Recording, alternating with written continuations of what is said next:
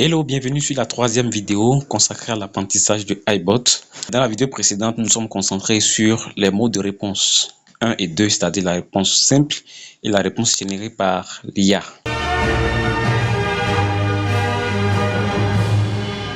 Dans cette vidéo, nous allons nous concentrer sur le troisième mode de réponse qui est le mode de scénario personnalisé. Alors, si on lit rapidement la description qui est là, on dit programmer le bot étape par étape selon une logique spécifique et avec des outils avancés. Vraiment, c'est dans cette partie que nous allons pouvoir créer n'importe quel type de scénario, n'importe quel type de flux de discussion. Nous allons pouvoir mettre en place vraiment l'idée que nous avons. Partir des choses les plus simples pour même des systèmes ou des automatisations les plus complexes. Donc, c'est vraiment là que iBot requiert vraiment un peu de réflexion, mais gardez à l'esprit qu'il n'y a rien de compliqué. Vous n'avez pas besoin de savoir coder, vous n'avez pas besoin d'être informaticien. Vous avez juste besoin de suivre attentivement les choses pour savoir et comprendre la logique avec laquelle l'application fonctionne. Alors, pour commencer, sachez que iBot fonctionne avec un système de blocs et d'interactions. Donc, nous devons d'abord comprendre c'est quoi un bloc, c'est quoi une interaction. C'est quoi iBot appelle un bloc et c'est quoi il appelle une interaction. Alors un bloc, c'est un ensemble d'instructions, c'est-à-dire un ensemble d'actions que nous souhaitons exécuter à un moment donné. Par exemple, dans un bloc, je peux dire envoie un message, le message 1, le message 2, le message 3, attends 10 minutes et après tu envoies le message 4 et après tu envoies une image. Ça, c'est un ensemble d'instructions que je peux rassembler dans un bloc. Une interaction, c'est par contre une action de l'utilisateur. C'est-à-dire que lorsque l'utilisateur m'envoie un message, ça veut dire qu'il déclenche une interaction. Quand l'utilisateur envoie un message, iBot reçoit le message et donc il doit répondre en conséquence à ce message-là. On parle alors d'une interaction entre l'utilisateur et le bot. De façon simple, c'est comme ça que je peux définir les deux concepts. Mais je crois qu'en détail, quand on sera en train d'avancer, vous allez comprendre que c'est très simple. Alors, vous avez d'abord, pour commencer, trois blocs qu'on appelle les blocs par défaut. Les blocs par défaut, c'est des blocs qui sont là même sans que vous n'ayez besoin de les créer. Il s'agit du bloc de message de bienvenue, du bloc de message par défaut et du bloc de menu principal. Le bloc de message de bienvenue, en fait, comme ça s'entend, c'est l'ensemble des instructions ou bien l'ensemble des actions que vous souhaitez exécuter quand l'utilisateur vous écrit pour la première fois.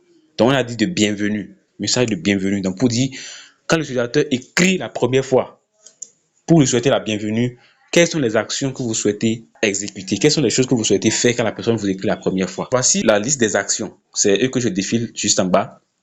Donc, il y a plusieurs actions que vous pouvez exécuter selon votre besoin. Par exemple, je veux dire, lorsque l'utilisateur me contacte pour la première fois, moi, je souhaite lui envoyer un message. Donc, je clique sur l'action message et je mets le message que je veux envoyer. Je mets juste peut-être bonjour comme ceci et j'enregistre. Vous voyez, quand j'enregistre, l'action s'ajoute en haut pour dire à la liste des actions. Si par exemple, j'ajoute encore un autre message, c'est-à-dire une nouvelle action, je mets comment allez-vous par exemple. Comment allez-vous? Je fais ajouter. Vous voyez, ça s'ajoute. Donc, je peux ajouter autant d'actions que je souhaite dans ce bloc-là. Et donc, qu'est-ce qui va se passer? C'est que quand l'utilisateur m'écrira pour la première fois, le bot va se charger d'exécuter, donc de réaliser les différentes actions que j'ai mis dans ce bloc-là. C'est tout. Ça, c'est ce qu'il faut comprendre. Donc, quand je viens, par exemple, j'enregistre ce bloc-là, qui est le bloc de message de bienvenue, et que je teste mon bot, bon, avant de tester, il faudrait que je fasse d'abord, il faudrait que je retourne en mode 3, sinon, on ne va pas aller loin. Donc, je ramène le bot en réponse scénario personnalisé et je l'active. Donc, il fonctionne là maintenant sur le mode 3. Quand je vais dans le testeur, d'accord, et que je fais hello, donc j'écris au bot pour la première fois, je fais hello. Vous entendez quoi? Que le bot envoie bonjour, ensuite il envoie comment vous allez. Parce que c'est ce que je l'ai de réaliser. Ici, je l'ai bien dit, quand la personne écrit pour la première fois, c'est-à-dire dans le message de bienvenue, tu envoies bonjour et ensuite tu envoies comment vous allez. Je pouvais lui dire, tu envoies bonjour, tu attends 5 secondes ou bien tu attends 3 secondes. Donc là, je vais mettre ça au milieu. Je vais faire monter ça. Donc, je suis en train de lui dire là, quoi, tu envoies bonjour, tu attends 3 secondes et tu envoies comment allez-vous. Si j'enregistre et que je teste, donc là, il faut que j'efface parce que là, maintenant, je suis déjà dans le bloc message de bienvenue. Si je ne fasse pas, quand je vais envoyer un autre message, je ne suis plus un nouvel utilisateur. Donc, ce n'est plus le bloc de message de bienvenue qui s'exécutera. Donc, pour pouvoir faire notre test ici, on efface tout pour paraître comme étant un nouvel utilisateur. Donc, pour que le bloc de bienvenue puisse s'exécuter. Donc, quand je fais hello, il envoie bonjour, il attend 1, 2, 3, et puis il envoie comment allez-vous. Vous voyez, il exécute exactement ce que vous lui demandez de faire. Donc, le mot 3, en fait, c'est vous qui réfléchissez et vous mettez en place ce que vous avez envie de faire. Et donc, vous pouvez alors faire toutes ces actions qui sont là. Je crois qu'on va découvrir ces actions progressivement. On ne peut pas tout voir d'un coup. Donc, comprenez juste dans cette vidéo, je veux juste que vous compreniez dans cette vidéo le principe d'action, de bloc et d'interaction. Donc, quand je quitte ce bloc, il y a le bloc message par défaut. Le bloc message par défaut, comme ça s'entend, c'est un message que vous mettez par défaut et qui sera envoyé à l'utilisateur lorsque, parmi toutes les règles, parmi toutes les conditions, les choses que vous avez paramètres dans votre bot là, si le bot ne trouve aucune réponse qui correspond à votre programme, il envoie le message par défaut. Je donne un exemple. Vous avez défini votre bot, vous avez dit à l'utilisateur par exemple d'envoyer 1, 2, 3 pour voir telle chose. L'utilisateur laisse tout ce que vous avez dit et envoie quelque chose que vous n'avez pas prévu. Si vous avez défini un bloc par défaut, alors ce sera le bloc par défaut qui se déclenchera. Vous comprenez? Donc, si vous ne souhaitez pas utiliser le message par défaut, vous laissez tout simplement le bloc vide. Comme ça, il ne va pas s'exécuter. Mais dès que vous mettez déjà une action dedans, il comprend que en cas de manque de réponse, si je peux le dire comme ça, le bot va se baser sur le message par défaut. Donc, je peux ajouter ce que je veux. Je peux dire, je ne comprends pas le message. Je ne comprends pas le message. Alors, si j'ajoute, je fais enregistrer. Si je clique sur le test, donc vous allez voir que quand je vais envoyer n'importe quel message maintenant, il me dira qu'il ne comprend pas. Parce qu'en fait, quand il essaie de revoir parmi toute la logique que moi j'ai mis, il ne trouve rien qui correspond à ces entrées-là. Donc, il met juste, je ne comprends pas. Ça veut dire qu'il se base sur le message par défaut. Et quand vous regardez juste en haut là, vous voyez que c'est bien écrit message par défaut. D'accord? Donc, c'est comme ça le bloc par défaut fonctionne. Il répond quand il n'y a rien qui est défini.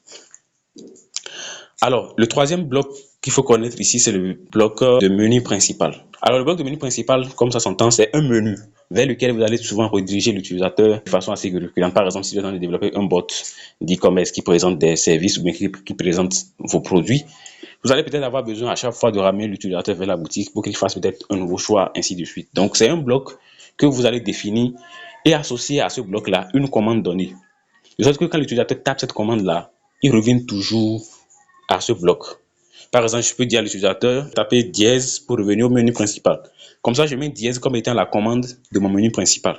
Et quand je vais mettre toutes les actions que je veux ici j'ajoute juste un message. Je vais mettre menu principal. J'ajoute, j'enregistre. Donc, quand l'utilisateur tape dièse, il sera alors dirigé automatiquement vers le menu principal. Nous pouvons tester, hein. Si je fais dièse tout à l'heure, pap, vous voyez, il m'écrit menu principal. Parce que j'ai ajouté un message menu principal. Et on voit clairement ici que nous sommes dans le bloc menu principal. Par contre, si je tape autre chose, il dira quoi? Je ne comprends pas votre message. Donc, le bloc par défaut. Mais lorsque je mets dièse, il répond menu principal. Donc, quand je mets dièse, il reconnaît la commande du menu principal et me renvoie dans le menu principal. Voilà. Donc, ça, c'est bien. Si vous comprenez ça, déjà, c'est bon. Maintenant, regardez qu'on peut lier un bloc à un autre. Par exemple, je veux que l'utilisateur, lorsqu'il vient pour la première fois dans le message de bienvenue, je lui envoie bonjour. Après 3 secondes, je lui demande comment allez-vous et j'attends que l'utilisateur réponde. Donc, là, j'attends une action de l'utilisateur, j'attends une interaction de l'utilisateur. Dans ce cas, je vais ajouter ici une interaction et dire, lorsque moi j'ai fini d'envoyer bonjour, après 3 secondes, je dis comment allez-vous, je vais maintenant écouter ce que l'utilisateur va dire. Vous voyez? Donc, pour dire au bot d'écouter maintenant ce que l'utilisateur va dire, pour pouvoir répondre en conséquence, alors vous ajoutez une interaction. Si vous comprenez. Voilà. Donc, quand j'ajoute une interaction, je vais dire si la réponse, quand il écoute l'utilisateur, si la réponse qu'il reçoit de l'utilisateur est exactement. Donc, vous pouvez choisir parmi toute la liste qui est là ce que vous voulez. Vous pouvez dire si la réponse est exactement, si la réponse contient, si la réponse commence par. En fait, ça dépend de ce que vous avez envie de faire. Je peux dire si la réponse est exactement. Et en bas, je vais mettre les expressions que je vais vérifier. Donc, je vais dire par exemple, si la réponse de l'utilisateur est exactement 1 ou bien 1 comme ceci, ou bien encore quoi, 1 comme cela, alors je veux diriger l'utilisateur vers un bloc que je vais créer. Donc, je vais ajouter un nouveau bloc. Je vais diriger l'utilisateur vers un bloc que je vais appeler bloc 1. Vous pouvez donner le nom que vous voulez à votre bloc 1. Donc, ça, c'est juste pour tester, pour vous montrer qu'on peut lier vraiment un bloc à un autre. Du fait de créer le bloc, donc le bloc est créé et il sera dans la liste des blocs. Donc, je dis, si la réponse est exactement 1, 1 ou 1, il va vérifier alors toutes ces occurrences-là et voir ce qui correspond. S'il trouve que la réponse que l'utilisateur envoie correspond à ça, alors il va renvoyer l'utilisateur vers le bloc 1. Si je fais ajouter l'interaction, on va voir que l'interaction s'ajoute juste en bas. Donc les interactions sont en bas. C'est pour dire, on exécute toutes les actions qui sont là, du haut vers le bas. Et ensuite, on s'arrête pour écouter ce que l'utilisateur lui va faire en bas. Donc, si j'enregistre là, je peux voir que le bloc que je viens de créer est là, le bloc 1. Et à l'intérieur du bloc 1, je peux rajouter ce que je veux. Donc, je peux écrire par exemple ici un message et dire, nous sommes dans le bloc 1. Nous sommes dans le bloc 1. Par exemple, je fais ajouter, j'enregistre. Si nous testons tout à l'heure, si dans le testeur, et que je tape hello, il va m'envoyer quoi? Le message de bienvenue parce que je suis nouvellement venu. Pap, il me dit hello, bonjour, il me dit bonjour, et puis après 3 secondes, il m'a envoyé comment allez-vous, comme nous avons dit. Maintenant, il m'écoute, il écoute l'utilisateur pour voir ce que je vais répondre. Si je lui réponds par 1 par exemple, regarde ce qu'il va dire, tout simplement, nous sommes dans le bloc 1. Donc vous voyez, il a écouté, il a vu que j'ai envoyé la réponse 1 telle que ça a été paramétré et m'a dirigé vers le bloc 1. Par contre, si je reprends le scénario, je fais hello, il envoie bonjour bien sûr, comment allez-vous? Par contre, si là maintenant, au lieu d'envoyer 1 ou bien envoyer les occurrences ou les possibilités qu'il est en train d'attendre, si je lui envoie par exemple OK, qui n'est pas quelque chose que j'ai paramétré, alors il envoie quoi? Message par défaut, pour dire qu'il ne comprend pas. Donc, vous voyez que c'est comme ça, c'est assez simple. Si vous comprenez ce principe-là, alors c'est comme ça que vous allez pouvoir configurer votre bot. Vous allez pouvoir lier les blocs l'un à l'autre, jusqu'à pouvoir construire les scénarios les plus complexes que vous souhaitez construire. Espérant que vous avez vraiment compris cette nuance de bloc, interaction et action. Nous allons nous retrouver dans la prochaine vidéo pour explorer maintenant chaque action et voir en détail comment est-ce que ça marche. Voilà. Merci et à la prochaine.